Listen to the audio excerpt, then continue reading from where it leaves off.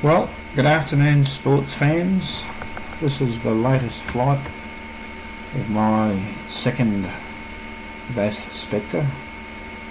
I've decided that I won't be doing any long range flights with this one until I can install my new UHF lost model beacon. It's starting to get a bit expensive sending planes out and not having them come back. So for this flight it's mainly going to be in line of sight. I'll also be using a new 8-inch video monitor on the base station rather than my old strap-to-my-face headset, so that'll be an interesting experiment as well.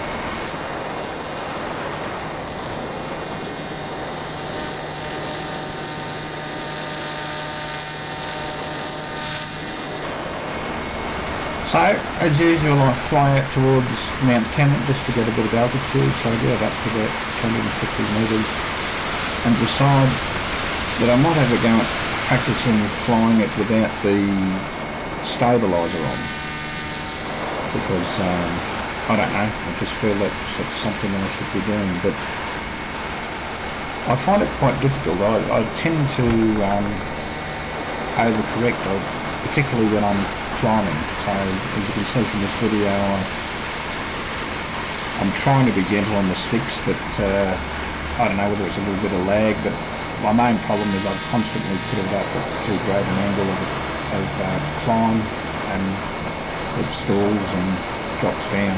I mean, it's not, I've got enough altitude to recover, but it just annoys the crap out of me. So anyway, practice makes perfect, so I'll have a go at this for a little while until eventually I'll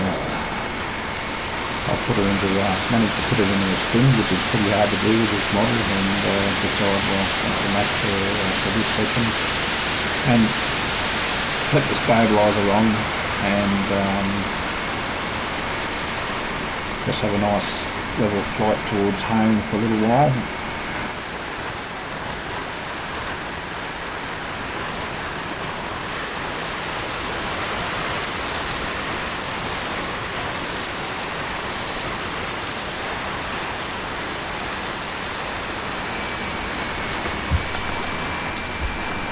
So I decide I'll just have a bit of a cruise around. I start to gain some of that altitude I lost in my little manual flight practice and get it up to the 400 metres and fly towards some of the ridges around the field just to see how everything looks on the monitor.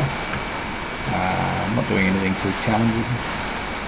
It does start to get a bit bumpy up here, so I decided, I might come back and just do some low stuff around the field. So I'll start to head back towards the field, still in stabilised mode, just flying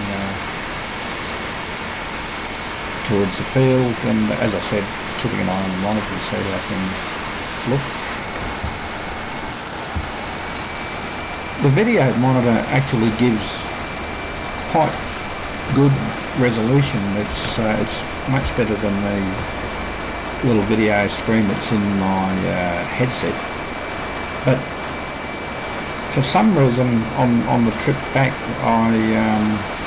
the hill which sits behind our field, which is normally a sort of landmark for me when I'm coming home, just didn't seem to stand out, and I actually overflew it.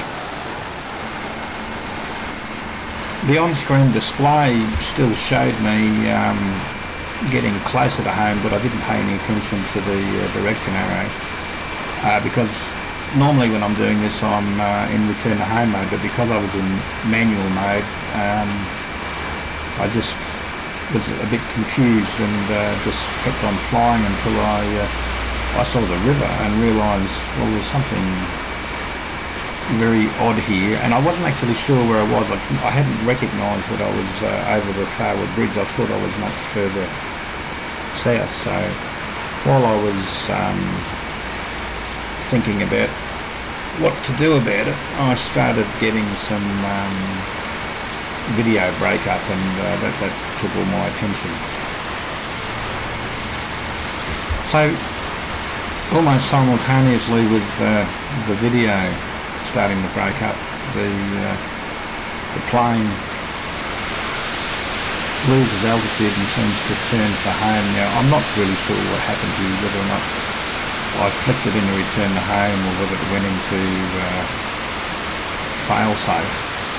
At this point the video cuts out completely and I'm blind, so it's only from looking at the nobody's footage that I can guess what's going on. So it looks like the motor cut out, which makes me think it was in fail-safe, because I don't have any throttle setting on the fail-safe for safety reasons at the moment. And you can see the plane come back towards the hill, and then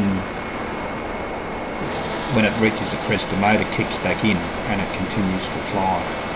Of course, I don't know this from watching the monitor. I'm still here waiting for the video to come back and cursing myself for not having installed the lost model beacon, because I think it's gone down. And then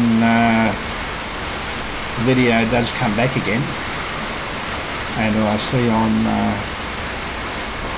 flying over the hill. It takes me a while to realise what direction it is, because I actually think I'm a lot further south than I'm expecting the plane to come back from the south. So it's a great relief to see where I am and that the plane is in the air. So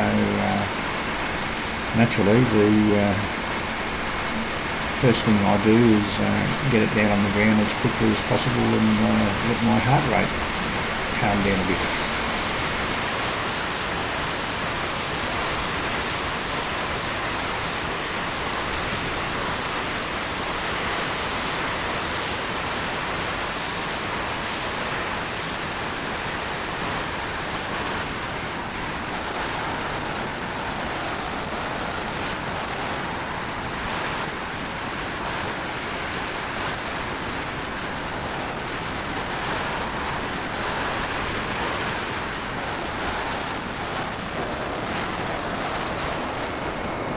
So, all in all, a very exhilarating flight.